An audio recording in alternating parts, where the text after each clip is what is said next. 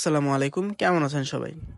তামিম ইকবালের হার্টে রিং পরানোর কথা শুনেই হইচই পড়ে গিয়েছে পুরা ক্রিকেট পাড়ায়। আজকে তামিম ইকবালের একটি ম্যাচ ছিল বিকেএসপিতে এবং এই ম্যাচটি খেলার জন্য পুরোপুরি ফিট ছিলেন তামিম ইকবাল। কিন্তু মাঠে টস করার পরেই তার বুকের মধ্যে কেমন যেন ব্যথা অনুভব করছিলেন তিনি। তারপরে এই বিষয়টা তাদের ফিটনেস ট্রেনারকে জানানোর পরে সে হয়তো মনে করেছিল যে এটা গ্যাস্ট্রিকের ব্যথা হতে পারে। তারপর তিনি গ্যাস্ট্রিকের একটি ওষুধও সেবন করেছিলেন। এই খবরটা তো গেল অনেক আগের। এখন কি অবস্থা খান সাহেবের? কিছু কিছু গণমাধ্যমে জানা যাচ্ছে যে তামিম ইকবাল কিনা মোটামুটি এখন একটু সুস্থই রয়েছেন বটে। তাদের পরিবারের সাথে তিনি কিনা কথা বলেছেন এবং সেখানকার চিকিৎসকও জানিয়েছেন তার ব্যাপারে। করি আমরা অ্যাকচুয়ালি খুব লম্বা কিছু করব না, আমাদের হাতে অনেক কাজ আছে, আমরা সেগুলো করা দরকার।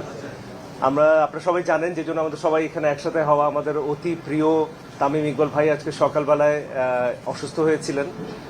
9:30 দিকে উনি বিকেএসপিতে একটু অসুস্থ হয়ে পড়েন। ওই অবস্থায় ওনাকে এখানে নিয়ে আসা হয়। যখন এখানে নিয়ে আসা হয় ওনার চিকিৎসা শুরু হয়, হয়ে যায়।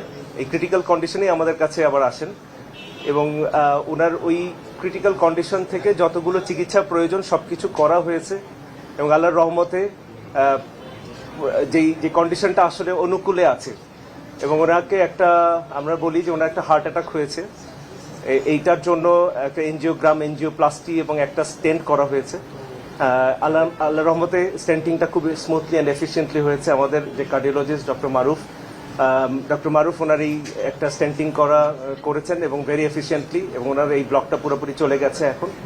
বাট অবশ্যই আমরা যেমনটা বলছিলাম যে একটু ক্রিটিক্যাল কন্ডিশনে ছিল, স্টেন্টিং এর পরেও এখনো উনি অবজারভেশনে আছেন এবং ক্রিটিক্যাল কন্ডিশনে এখনো কাটেনি, এটা একটু সময় লাগবে।